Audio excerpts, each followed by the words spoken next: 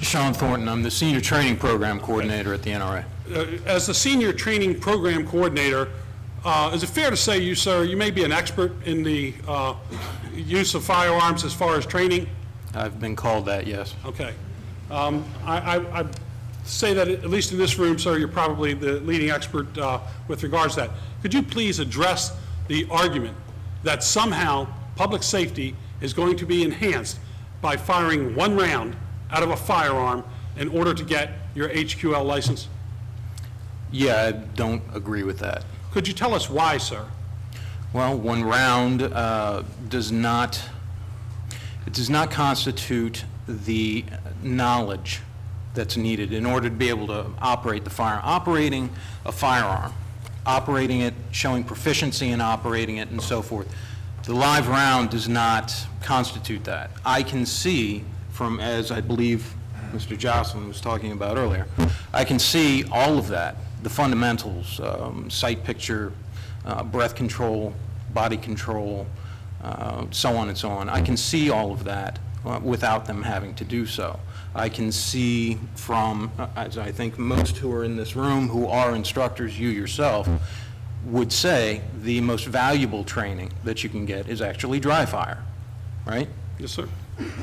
Dry fire is the major component of being able to use and operate a firearm that way. So, yeah, I don't believe that adds anything to the safety of it. Could you address one question? One of the other delegates had brought up the question with respect to, well, shouldn't everybody fire a firearm before they take possession of it? My understanding, and please explain to us, when you purchase the firearm and you go through the background checks and then you take possession of it, what usually happens when you, either at the place where you're purchasing it, you either have a range or you go to a range and there are range officers. Would you explain how that process is, how you get familiarized with and you have the opportunity to fire a firearm before you ever take it home? You're asking me how you would shoot it before you ever took possession of it? The question was, why would anybody buy a firearm without having to fire at least this one round now? We know that every state is doing this and has been doing it since the beginning of time. Yeah. At least they haven't had the requirement until Maryland decides now to make every citizen do it. There are other states that have it, but they don't require everybody, or you automatically get your permit to carry when you do. Could you tell us how this has worked so efficiently in every state for hundreds of years without there being a problem? Why is it that the problem that was being pointed out by the good delegate isn't a problem? Why, I want to make sure that was quite a bit. I want to make sure you want me to clarify why it's not a problem in other states for them to not have to fire a round. Right. Is that right? Yes, sir. Okay. Because again, you don't have to fire the round to show proficiency with the firearm. You don't have to do that. There's nothing in all of history that I've seen that has given any sort of indication that that then demonstrates proficiency that way. I know personally, I've taught a number of law enforcement, military, civilians. I've even taught a vice president. And the proficiency that they had was not indicative of the training that they were supposed to have gotten. So I don't see the correlation between the number of rounds fired and them being able to use the firearm. Thank you, sir. For purchase. Does that help? Yes, it helps very much. Thank you. Briefly, Delegate Dumais, then I have. The chair has a final question. All right. Thank you, Mr. Chairman. Actually, this is for the gentleman that is the senior training person from the NRA. Now, the material that I have to admit, is something that we got back during the legislative session, so it's been a while since I've looked at it.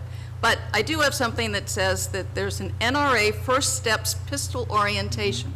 And the description of that class is as follows. NRA First Steps Pistol is designed to provide a hands-on introduction to the safe handling and proper orientation to one specific pistol action type for classes of 4 or fewer students. Class is at least 3 hours long and includes classroom and range time learning to shoot a specific pistol action type. And it is described as a firearm orientation program for new purchasers. Mm-hmm. Is that a fair description of what? And the class is called NRA First Steps Pistol Orientation. Now, yeah, I'm very familiar with that one. Orientation.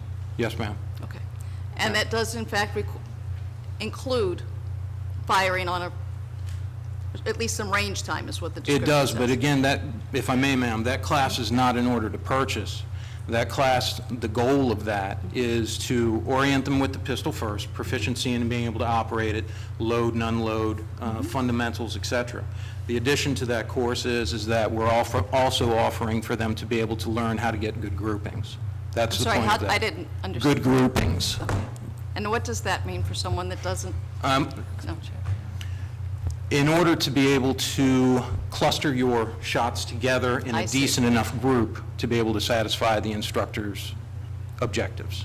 Okay. We also have home firearm safety, that's about operation and proficiency with the firearm that does not include any rounds fired at all, and that one is also a 4-hour class. Okay.